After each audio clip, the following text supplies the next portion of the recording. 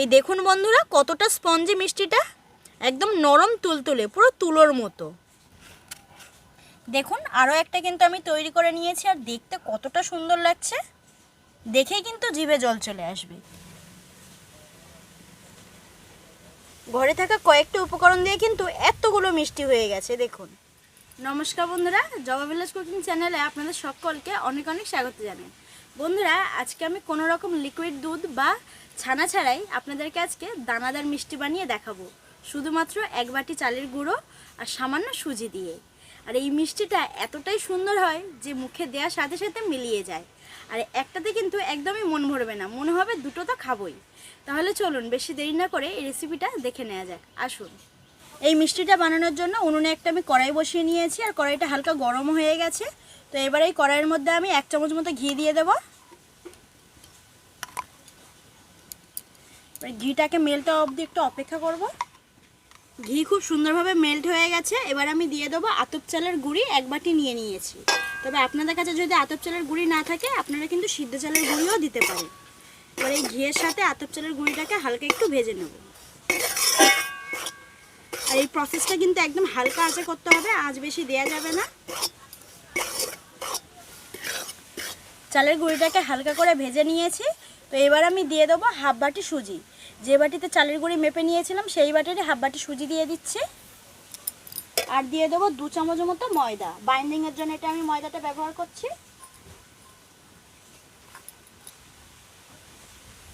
দিয়ে আবারও সব কিছু একটু ভালো করে ভেজে নেব।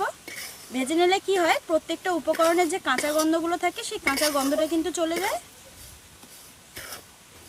আবারও বলছি, এই প্রসেসটা কিন্তু একদম হালকা আঁচে হবে, বেশি আঁচ কিন্তু দেওয়া যাবে না।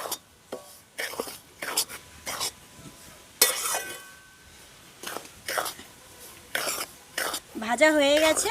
এবার আমি যে বাটিতে উপকরণগুলো মেপে নিয়েছিলাম সেই বাটির 3 বাটি জল দিয়ে দেবো। তবে একসাথে দেবো না, অল্প অল্প দিয়ে এইভাবে মেশাতে থাকবো। বেশি দিয়ে দিলে কিন্তু একসাথে দলা পাকিয়ে যাবে।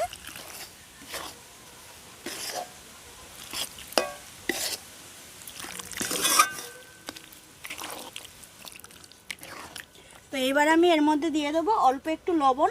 যখনই মিষ্টি বানাবেন এরকম অল্প একটু লবণ দিয়ে দেবেন, দেখবেন মিষ্টিটা খেতে ভালো লাগবে। তো এবার আমি মিশিয়ে এটার একটা ডো তৈরি করে নেব। ডোটা তৈরি করার পরে আপনাদেরকে দেখাচ্ছি।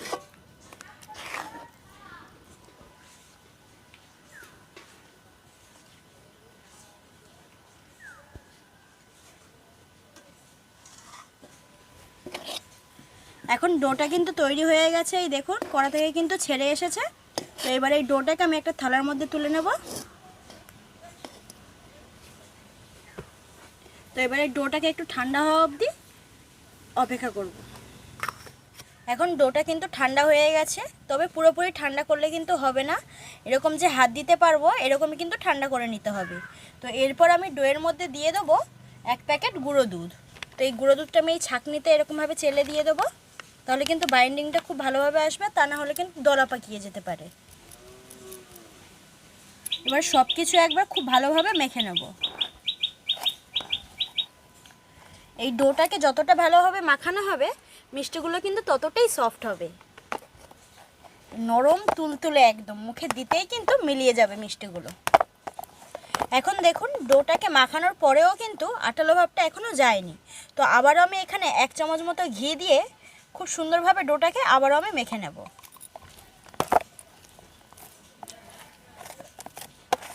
এখন দেখুন ঘিটা দিয়ে মাখানোর পরে কিন্তু আস্তে আস্তে কিন্তু ছেড়ে আসছে হাত থেকে। তো এবার এটাকে আমি 5 মিনিটের জন্য রেস্টে রেখে দেবো। তবে আপনাদের হাতে যদি সময় কম থাকে আপনারা কিন্তু সাথে সাথেই বানিয়ে নিতে পারেন। ফিরে এলাম 5 মিনিট পর, ঢাকনাটাকে আমি খুলে নেব।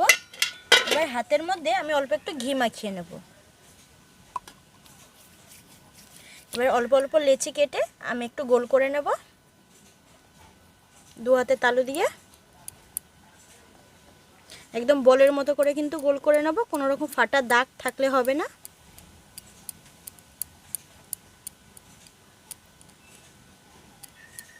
এই দেখুন একটা কিন্তু তৈরি করে নিয়েছি। তো বাড়িতে থাকা কয়েকটা উপকরণ দিয়ে যে এত সুন্দর মিষ্টি বানানো যায়, আপনারা যদি না বানান তাহলে কিন্তু জানতেই পারবেন না। আর খেতে কিন্তু খুব সুস্বাদু হয়। এই দেখেন আর একটা কিন্তু বানিয়ে নিয়েছি।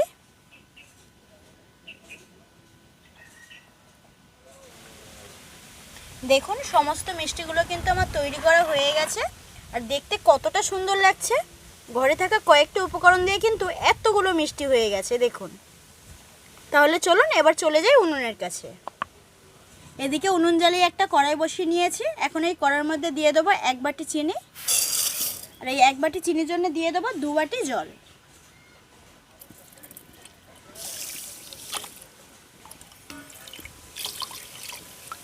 এবার ফ্লেভারের জন্য দিয়ে দেবো 2টা এলাচ, মুখটাকে ফাটিয়ে দিয়ে দেবো।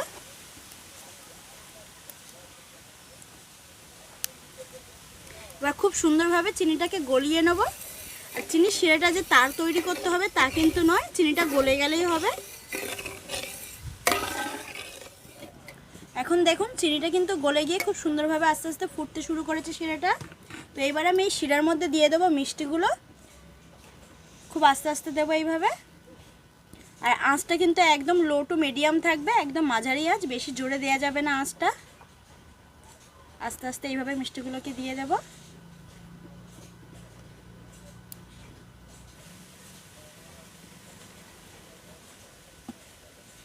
সব মিষ্টিগুলো দিয়ে দিয়েছি, তবে খুন্তি দিয়ে কিন্তু নাড়া যাবে না, এইভাবে কড়াইটাকে ধরে এইভাবে নাড়িয়ে নেব। এবার আমি এটাকে ঢাকা দিয়ে 5 মিনিট ফুটিয়ে নেব। তবে এই 5 মিনিটের মধ্যে কিন্তু মাঝে মধ্যে এইভাবে একটু নাড়িয়ে নিতে হবে, খুন্তি দিয়ে কিন্তু নাড়ানো যাবে না। এইভাবে কিন্তু ফুটিয়ে নেব কিছুক্ষণ। ফিরে এলাম 5 মিনিট পর, আর এই মিষ্টিগুলোকে দেখুন কত সুন্দরভাবে ভেসে উঠেছে, আর কতটা ফুলে গেছে মিষ্টিগুলো দেখুন। আর একটাও মিষ্টি কিন্তু ফাটা দাগ নেই। তো এবার আমি ঢাকা দিয়ে আধ ঘন্টা মতো রেখে দেবো। এখন কিন্তু সার্ভ করব না, তো আধ ঘন্টা পর আপনাদেরকে আমি দেখাচ্ছি। ফিরে এলাম আধ ঘন্টা পর। তো এবার একটা মিষ্টি আপনাদেরকে আমি তুলে দেখাচ্ছি। দেখুন,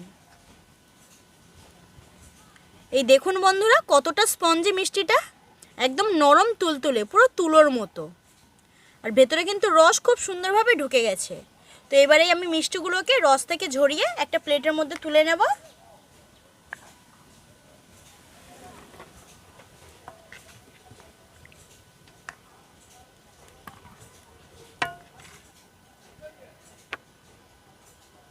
এবারে আরও একটা প্লেটে আমি কিছুটা চিনি নিয়ে নিয়েছি। তো এবারে এই চিনির ওপরে এক একটা মিষ্টি এইভাবে দিয়ে খুব সুন্দরভাবে কোট করে নেব।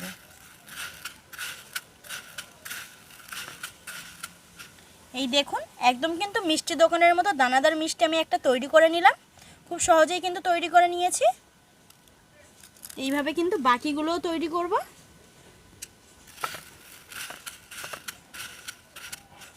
দেখুন আরও একটা কিন্তু আমি তৈরি করে নিয়েছি, আর দেখতে কতটা সুন্দর লাগছে, দেখেই কিন্তু জিভে জল চলে আসবে। যারা মিষ্টি প্রেমী তারা কিন্তু এই রকমভাবে কিন্তু বাড়িতে খুব সহজেই বানিয়ে নিতে পারবেন।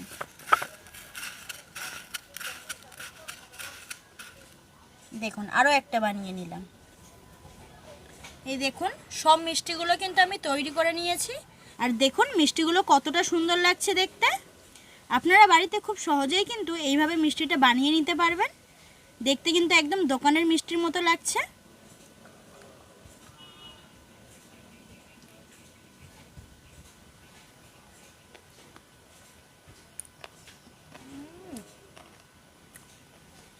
মুখে দিতে সত্যিই পুরো মিলিয়ে গেল।